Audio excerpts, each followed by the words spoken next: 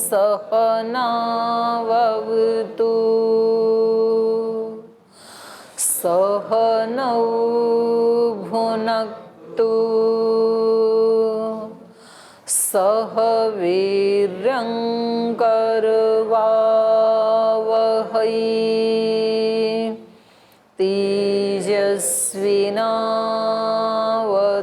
तेजस्विनावधीतमस्तु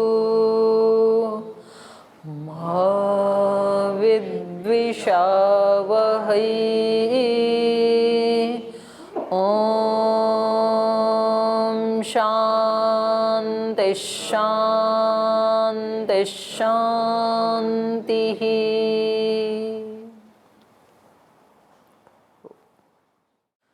तो हम न्याय दर्शन के प्रथम अध्याय के प्रथम पाद में दुख के बाद अपवर्ग के बारे में पढ़ रहे थे।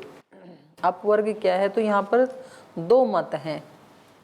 एक मत है कि अपवर्ग का मतलब है शाश्वत सुख, और दूसरे मत का मतलब है दुख की अत्यंत निवृत्ति। तो ये जो हमने शाश्वत सुख माना था उसके ऊपर मीमांसा इसमें चल रही है। उनका कहना है कि नित्य सुख हमेशा ही आत्मा के साथ जुड़ा हुआ है, लेकिन वो मोक्ष में अभिव्यक्त हो जाता है। तो इनका कहना था कि यदि वो मोक्ष में अभिव्यक्त हो जाता है तो कोई हेतु होना चाहिए जिससे वो अभिव्यक्त होता है। तो क्योंकि उस समय सुख की अभिव्यक्ति के हेतु लोक में क्या है? धर्म आदि, पुण्य कर्म आदि। तो वहाँ शरीर आदि तो है नहीं, तो वो नित्य सुख अभिव्यक्त किससे होता है? तो इन्होंने कहा कि वहाँ पर तो जो समाधि जैसे धर्म है वहाँ पर शरीर की जरूरत नहीं है। जैसे समाधि में धर्म की उत्पत्ति होती है तो वो धर्म उस नित्य सुख को अभिव्यक्त करने में निमित्त बनता है। तो इन्होंने कहा कि जो उत्पन्न हुआ है समाधि में तो वो कभी ना कभी नष्ट भी होगा, क्योंकि जो उत्पन्न होता है वो नष्ट भी होता है। तो जिस समय वो नष्ट होगा उस समय नित्य सुख की अनुभूति नहीं होगी, संवेदन नहीं होगा। तो ऐसा मोक्ष किस काम का भी हो, तो बीच में डुबो देगा। तो बीच में दो कारण हो सकते हैं। एक तो प्रलय हो, तो प्रलय के साथ चित्त अपने कारण में लीन होगा तो वो धर्म भी उसके साथ चला जाएगा, तो हमारा नित्य सुख भी अभिव्यक्त नहीं होगा। या फिर ये उत्पत्ति धर्म वाला जो धर्म था समाधि से उत्पन्न हुआ था, तो ये कभी ना कभी अपनी ही जो इसकी एक लिमिट है वहाँ करके ये नष्ट हो जाएगा। तो इन्होंने कहा था फिर भी यदि आप उसको नित्य मानो, उस सुख को और सुख की संवेदना को, कि इसका धर्म से कोई लेना देना नहीं है, नित्य सुख तो नित्य ही रहता है क्योंकि उसका नाम ही नित्य है। तो कह रहे हैं फिर तो संसार में रहने वाले व्यक्ति में और मुक्त होने वाले व्यक्ति में कोई अंतर नहीं है, फिर तो नित्य है। तो और शरीर आदि संबंध प्रतिबंध हेतु रीति चेत, कह रहे नहीं, शरीर आदि का जो संबंध है ये संसार अवस्था में उस सुख की अनुभूति नहीं होने देगा और मुक्त अवस्था में उसकी अनुभूति होगी। तो बोली ये भी ठीक नहीं है, क्योंकि सुख दुख की अनुभूति करवाने में तो शरीर आदि तो निमित्त बनते, साधन बनते हैं, इसका तो प्रमाण है। और ये साधन नहीं बनते हैं ऐसा तो कोई प्रमाण है ही नहीं। तो फिर इन्होंने कहा इष्ट अधिगमार्था प्रवृत्ति रीति चेत। ऊपर इन्होंने कहा था एतच्च अयुक्तम शरीरादयः उपभोगार्थः ते भोग प्रतिबंधम करिष्यन्ति इति अनुपपन्नम न च अस्ति अनुमानम अशरीरस्य आत्मन भोग कश्चित अस्ति इति। ये तो पढ़ लिया। इष्ट अधिगमार्थ प्रवृत्ति रीति चेत, सुख पाने के लिए प्रवृत्ति होती है ना लोगों की, तो इसलिए इसको हम नित्य सुख मानेंगे, क्योंकि नित्य सुख है तभी तो उसको प्राप्त करने के लिए लोगों की प्रवृत्ति होती है। बोले नहीं, नहीं तो प्रवृत्ति ही नहीं होगी, कोई मोक्ष के लिए उपाय करेगा ही क्यों? यदि नित्य सुख की उपलब्धि ना हो तो कोई भी व्यक्ति मुक्ति के लिए, मोक्ष के लिए उपाय क्यों करेगा? तो इसी से पता लग रहा है कि सब लोगों को नित्य सुख चाहिए, इसलिए वो इसके लिए प्रयास करते हैं। तो कह रहे नहीं ना, लोग प्रयास तो दुख को मिटाने के लिए भी कर सकते हैं, इष्ट की प्राप्ति के लिए ही नहीं बल्कि अनिष्ट उपरमार्थत्वात्, रह छूटा हुआ था यहाँ, अनिष्ट के उपरम के लिए भी तो कर सकते हैं मुमुक्षु। तो ये तो कोई हानि नहीं होगी शास्त्र की। तो ये ही हम पढ़ रहे थे, तो मैं यहाँ से पढ़ रही हूँ। इदम अनुमानम, पूर्व पक्षी कह रहा था, इष्ट अधिगमार्थो मोक्षोपदेश प्रवृत्तिश्च मुमुक्षुणाम। मोक्ष का जो उपदेश दिया है जो शास्त्र में, तो वो किसके लिए है? उस नित्य सुख की प्राप्ति के लिए ही है। तो वो इसीलिए मुमुक्षुओं की प्रवृत्ति होती है इसमें। तो ये कह रहे हैं न उभयम अनर्थकम, बोले अगर उस सुख के लिए आप नहीं मानेंगे नित्य सुख को, तो सारा शास्त्र ही निरर्थक हो जाएगा।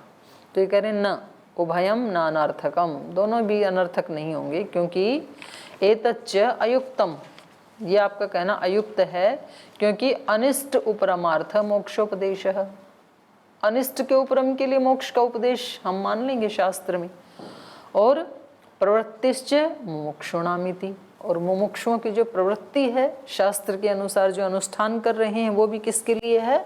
दुख के उपरम के लिए, अनिष्ट के उपरम के लिए।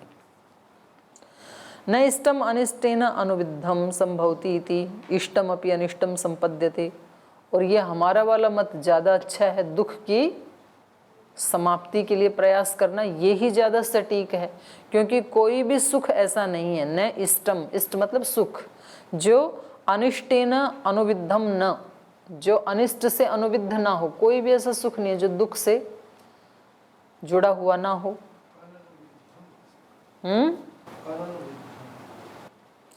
न इष्टम अनिष्टेन अननुविद्धम, कोई भी ऐसा इष्ट नहीं है ना जो अनिष्ट से अनुविद्ध ना हो।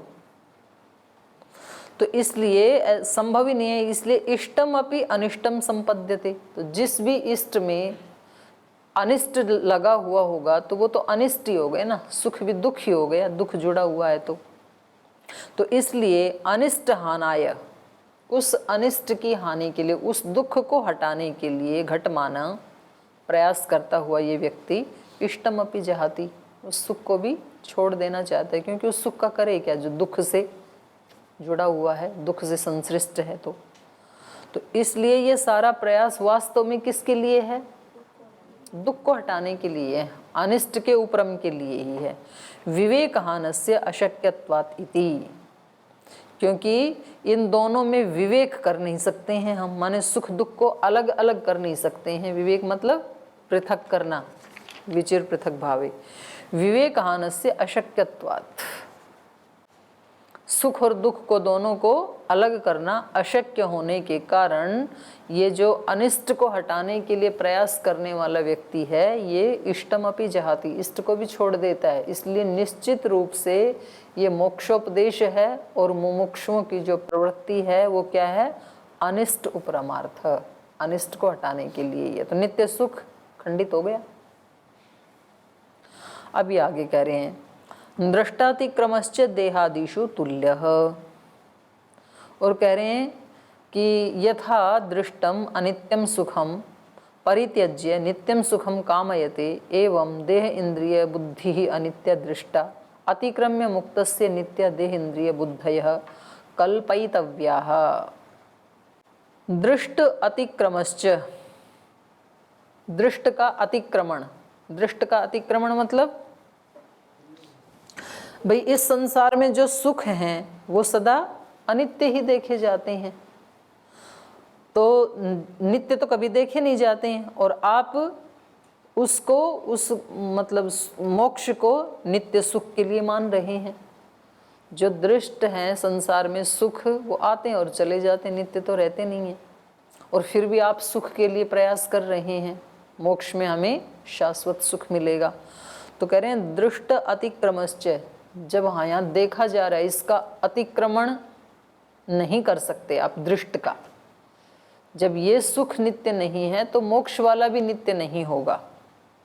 और यदि आप इसको नित्य मान रहे हैं, सुख को, कौन से सुख को? जो अपवर्ग में मिलेगा, तो फिर तो बोले आप अपवर्ग में देहादिषु तुल्य, शरीर आदि को भी नित्य मान लो। आपके शरीर आदि भी मोक्ष में ये ही रहेंगे, नित्य रहेंगे। जैसे यहाँ पर सुख को हमने क्या देखा है? दृष्ट में अनित्य देखा है, और उस अनित्य को भी आप शाश्वत बनाने में लगे हुए हो। शाश्वत सुख की प्राप्ति के लिए मोक्षोपदेश है।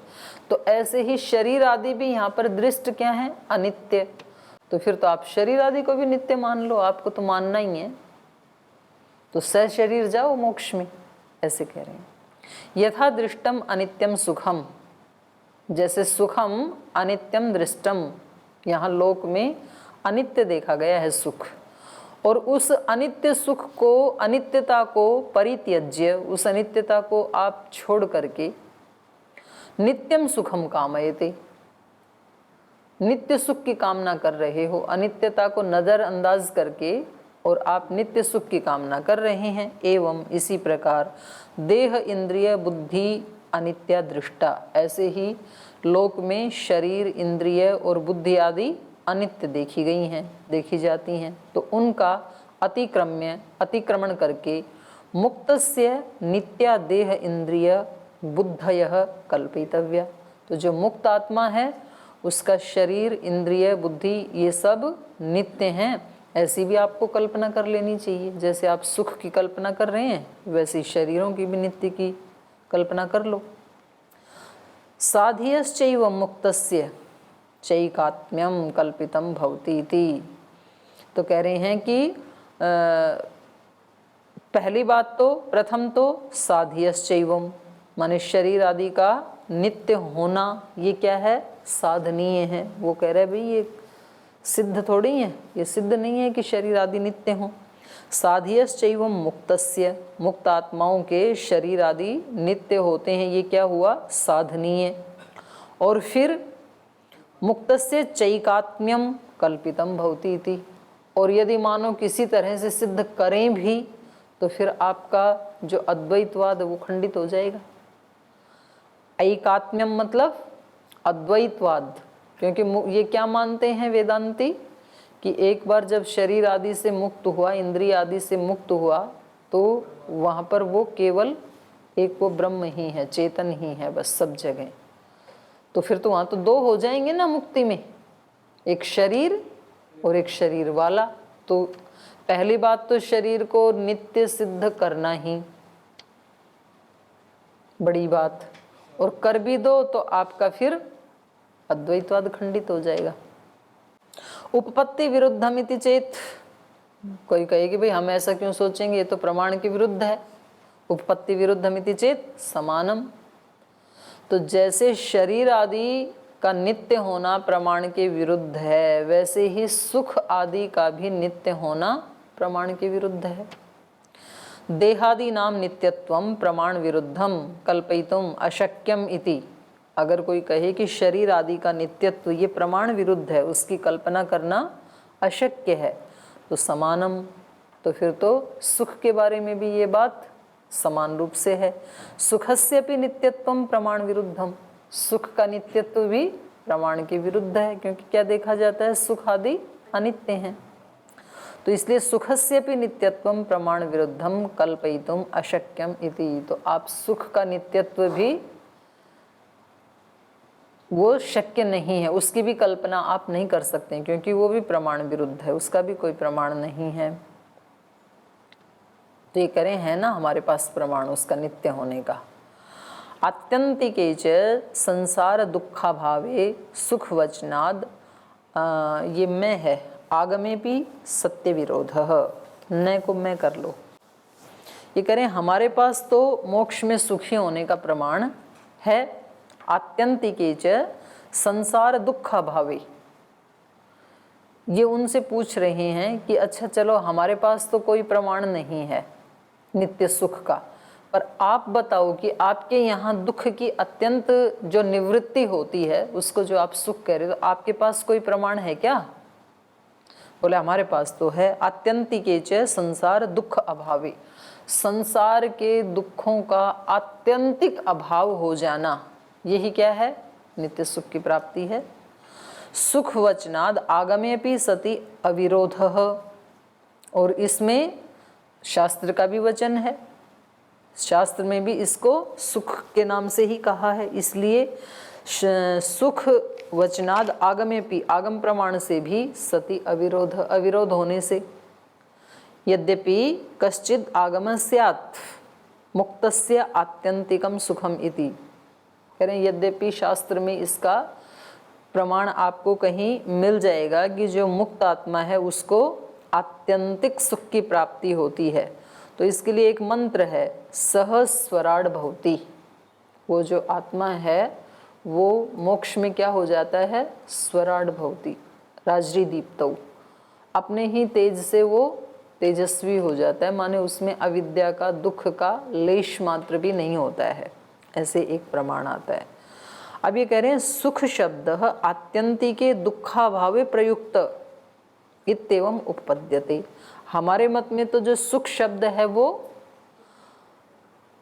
किसमें आता है, सुख शब्द दुखाभावे आत्यंतिके, दुख का जो अत्यंत अभाव हो जाता है उसके लिए भी सुख का प्रयोग किया जाता है, प्रयुक्त होता है। इत्येवं उपपद्यते, तो इसलिए हमारे मत में तो ये प्रमाण इसका मिल जाएगा।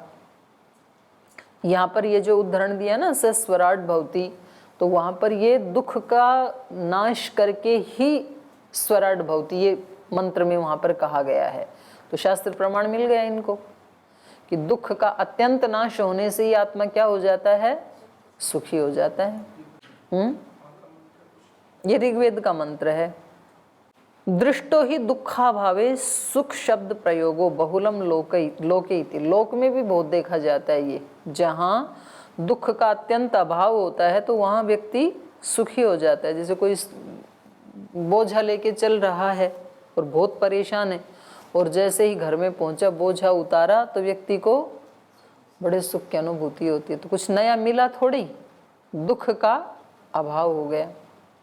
नए जूते लाई, सर्दी में काट रही थी और पहाड़ से उतर रही पैदल पैदल, और जैसे ही गुरुकुल में आके जूता फेंका, आराम मिला। तो जूता फेंका, कुछ मिला थोड़ी है, जो दुख दे रहा था उसका अभाव हो गया। तो लोक में ऐसे बहुत देखते हैं, आदमी कोई धूप से तप रहा है और एक दिन छाँव में आया तो बड़ा रिलैक्स फील करता है। तो कह रहे हैं ऐसे बहुत देखा जाता है लोक में, दुख के अभाव में ही सुख शब्द का प्रयोग किया जाता है। नित्य सुख रागस्य प्रहाणे मोक्षाधिगमा भावो रागस्य बंधन समाज्यानात्। नित्य सुख रागस्य अप्रहाणे, और एक इनमें दोष दिखा रहे हैं। कह रहे हैं आप तो नित्य सुख की प्राप्ति के लिए मोक्ष का उपाय कर रहे हो, तो इसका मतलब आपका नित्य सुख में राग है। नित्य सुख रागस्य अप्रहाणे, और जब तक राग का प्रहाण नहीं होगा, राग छूटेगा नहीं, तब तक मुक्ति होगी नहीं, क्योंकि राग द्वेष तो बंधन के कारण है। नित्य सुख रागस्य अप्रहाणे मोक्षाधिगम अभाव। अल्प विराम लगा लो यहाँ पे। जब तक आपका नित्य सुख में राग है तो राग के हटे बिना, छूटे बिना मोक्ष के अधिगम का अभाव रहेगा, मोक्ष मिलेगा नहीं। क्योंकि रागस्य बंधन समाज्यानात्, राग तो बंधन का कारण माना गया है। यदयम, ये मोक्षो नहीं है, मोक्षे है। यदयम मोक्षे नित्यम सुखम अभिव्यज्यते इति, जो ये पूर्व पक्षी कह रहा था, वेदांत मत को मानने वाला कह रहा था कि मोक्ष में नित्य सुख की अभिव्यक्ति हो जाती है। सुख तो नित्य है, उस समय अभिव्यक्त हो जाता है। तो कह रहे हैं ये बात ठीक नहीं है, क्योंकि नित्य सुख रागेण मोक्षाय घटमानो होगा ये, न मोक्षम अधिगच्छेत। क्योंकि नित्य सुख के लिए राग से युक्त ये व्यक्ति, रागेण मोक्षाय घटमान, राग युक्त होकर के मोक्ष के लिए प्रयास करता हुआ ये व्यक्ति न मोक्षम अधिगच्छेत, मोक्ष को प्राप्त नहीं करेगा। क्यों? न अधिगंतुम अर्हति, कर सकता ही नहीं है, क्योंकि जब तक राग है तब तक मोक्ष होगा कैसे। बंधनः समाज्ञातो ही रागः, क्योंकि राग तो बांध देता है, बंधन का कारण है। न च बंधने सत्यपि कश्चिन मुक्त इति उपपद्यते इति, तो बंधन रहते हुए कोई व्यक्ति मुक्त हो ही नहीं सकता है, तो इसलिए नहीं होगा यहाँ पर। जब आप नित्य सुख के लिए प्रयास कर रहे हो मोक्ष का, तो आपको कभी भी मोक्ष मिलने वाला है नहीं, क्योंकि आपका तो राग है सुख में। तो दूसरा व्यक्ति कह रहा है अच्छा हमारा तो राग है, आपका भी तो दुखों के प्रति द्वेष है, तो जब तक द्वेष रहेगा मोक्ष मिलेगा नहीं, मिलेगा आपको भी नहीं, हमें नहीं मिलेगा। तो ये कह रहे हैं प्रहाणे नित्य सुख रागस्य अप्रतिकूलत्वम। कह रहे नहीं, नित्य सुख के अंदर जो राग है, और वो राग जब हट गया तो द्वेष होगा ही नहीं। जिसका किसी के प्रति राग नहीं है उसको द्वेष भी नहीं होता है। तो इसलिए छोड़ना क्या है, राग को छोड़ना है, नित्य सुख की अभिलाषा को छोड़ना है। प्रहाणे नित्य सुख रागस्य अप्रतिकूलत्वम प्रहाणे, जो नित्य सुख का जो राग है और उसका प्रहाण हो जाएगा तो अप्रतिकूलत्वम, द्वेष रहेगा ही नहीं। अथ अस्य नित्य सुख राग प्रहीयते, जब इस आत्मा का नित्य सुख के प्रति राग क्षीण हो जाता है, तस्मिन् प्रहीणे, उस राग के नाश होने से, न अस्य नित्य सुख राग प्रतिकूलो भवति, तो नित्य सुख के प्रति राग का जो प्रतिकूल है अर्थात द्वेष, वो न भवति, वो होगा ही नहीं, द्वेष होगा ही नहीं। राग हट जाएगा तो द्वेष होगा ही नहीं। और यदि एवं मुक्तस्य नित्यम सुखम भवति, और यदि इसको आप नित्य सुख कह रहे हैं, किसको, दुख के हट जाने को, राग द्वेष के हट जाने को, इसको यदि आप सुख कह रहे हैं तो तब तो कोई बात नहीं है। यदि एवं, यदि ऐसा है, मुक्तस्य नित्यम सुखम भवति, माने ये राग द्वेष दोनों हट गए, इसी को यदि आप नित्य सुख कह रहे हैं, अथापि न भवति न से उभयो पक्षयो मोक्षाधिगमो विकल्पते, यह विकल्प भी हो जाएगा, विकल्प इति। तो कह रहे तब हमारा कोई विरोध नहीं है। यदि आप दुखों के अत्यंत अभाव को ही सुख, नित्य सुख कह रहे हैं तो तब तो ठीक है। अथापि न भवति न अस्य उभयो पक्षयो, ये जो दोनों पक्ष हैं मोक्षाधिगम, इनमें मोक्ष की प्राप्ति, न विकल्प इति, इसमें विकल्प नहीं है कि भाई हम सुख की प्राप्ति, नित्य सुख की प्राप्ति को मोक्ष माने या दुख की अत्यंत निवृत्ति को मोक्ष माने, ये विकल्प नहीं है दोनों में से एक, दोनों एक ही हैं। दुख की अत्यंत निवृत्ति ही शाश्वत सुख की प्राप्ति है। तो विकल्प नहीं, बल्कि ये दोनों पूरक हैं, इन दोनों को मिलाकर के ही मोक्ष बनता है, ये भाष्यकार ने सिद्ध कर दिया। तो ये थोड़ा लंबा चला लेकिन अपवर्ग की प्राप्ति करवा दी। इति चतुर्दशभिः सूत्रैः प्रमेय लक्षण प्रकरणम। तो ये जो 12 प्रमेय थे इनका लक्षण यहाँ तक समाप्त हो गया। प्रमाण, प्रमेय, तीसरा क्या है, संशय। जो 16 पदार्थ थे ना, तो उसमें 2 का लक्षण इन्होंने बता दिया, प्रमाण का बता दिया। प्रमाण कितने हैं, 4, और प्रमेय कितने हैं, 12, उनके लक्षण बता दिए। प्रमाण प्रमेय के बाद नंबर आता है यथाक्रम संशय। संशय क्या है, स्थानवत एव तर्हि संशयम संसंयम्य लक्षणम वाच्यम इति तदुच्यते। तो जैसा यथास्थान जो संशय आया था तीसरे नंबर पे, उसका लक्षणम वाच्यम, उसका लक्षण बताना है, इसलिए सूत्र में उसका लक्षण बता रहे हैं। संशय क्या है, सूत्र बोलिए, समानानेक धर्मोपपत्ते विप्रतिपत्ते उपलब्धि अनुपलब्धि अव्यवस्थातश्च विशेषापेक्षो विमर्शः संशयः। समान अनेक धर्मोपपत्ते, समान धर्म उपपत्ते, अनेक धर्म उपपत्ति। समान धर्म की उपपत्ति होने से और दूसरा अनेक धर्म की उपपत्ति होने से। समान धर्म का मतलब सामान्य धर्म।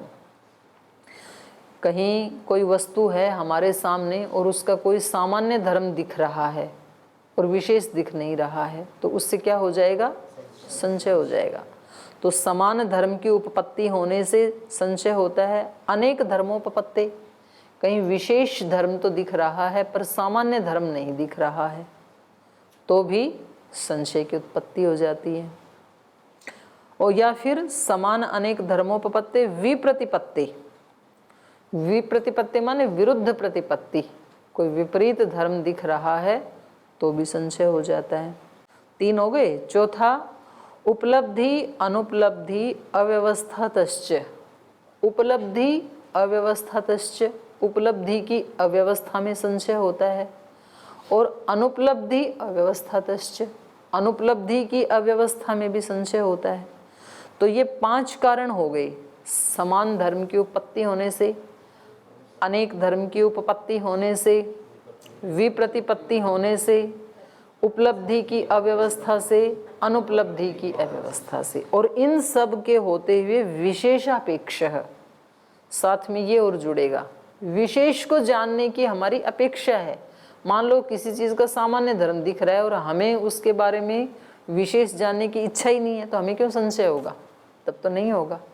और दिख रहा है सामान्य और विशेष जानने की इच्छा है, विशेषापेक्ष, तब वो जो विमर्श है, विमर्श मतलब उभय कोटि का ज्ञान, ये है या ये है, स्थाणु है या पुरुष है, तो ऐसा जो विमर्श है वो संशय कहलाता है।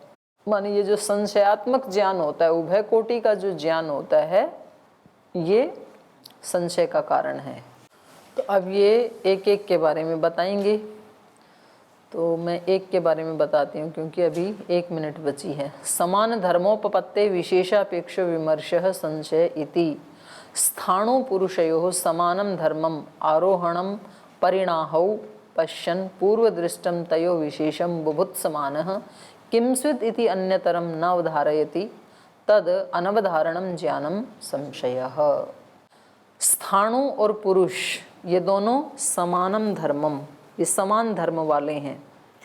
आरोह परिणाहौ, इनकी लंबाई और चौड़ाई, आरोहण लंबाई, परिणाह चौड़ाई, इन दोनों की लंबाई और चौड़ाई को पश्यन देखता हुआ, पूर्व दृष्टम च तयोः, और दोनों को पहले भी देखा है इन्होंने, इस व्यक्ति ने स्थाणु को भी देखा है उसकी लंबाई चौड़ाई को, और मनुष्य को भी देखा है उसकी लंबाई चौड़ाई को। पूर्व दृष्टम च तयोः विशेषम बुभुत्समान है, लेकिन अब अंधेरा हो गया तो विशेष दिखाई नहीं दे रहा, दोनों में से कौन सा है? तो विशेषम बुभुत्समान है, विशेष को जानने की इच्छा करता हुआ ये व्यक्ति। किंचित अन्यतरम, दोनों में से ये क्या है, स्थाणु है या पुरुष है? न अवधारयति, अवधारण नहीं कर पाता है, उसको निश्चय नहीं कर पाता है। तद अनवधारणम ज्ञानम, लेकिन ज्ञान तो हो रहा है कि कोई चीज है। तो ये जो अनिश्चयात्मक ज्ञान है इसका, इसी को क्या कहेंगे? संशय। समानम अनयो धर्मम उपलभे, क्योंकि इन दोनों के समान धर्म तो मिल रहे हैं, उतनी ही ऊंचाई है, उतनी ही चौड़ाई है। विशेषम अन्यतरस्य न उपलभयति, लेकिन दोनों में से किसी का भी विशेष धर्म उपलब्ध नहीं हो रहा है। यदि तो ये मनुष्य है तो कुछ हाथ आदि, उंगली आदि हिलती हुई दिखनी चाहिए, और यदि तो ये स्थाणु है तो कोई इसका पत्ता, कोई टहनी कुछ दिखना चाहिए। तो दोनों में से विशेष की उपलब्धि नहीं हो रही है। इति एषा बुद्धि अपेक्षा, तो ये जो विशेष जानने की जो बुद्धि है, ज्ञान है, ये अपेक्षा वाला जो ज्ञान है, ये संशयस्य प्रवर्तिका वर्तते, ये संशय की प्रवृत्तिका है ये बुद्धि, ये ज्ञान। तेन, तो इसलिए यहाँ पर सूत्र में क्या कहा? विशेषापेक्षो विमर्शः संशयः, विशेष की अपेक्षा रखने वाला विमर्श, अनिश्चयात्मक ज्ञान संशय कहलाता है। तो अनेक धर्म का फिर कल पढ़ेंगे, आज समय हो गया, यहीं विराम लेते हैं। ओम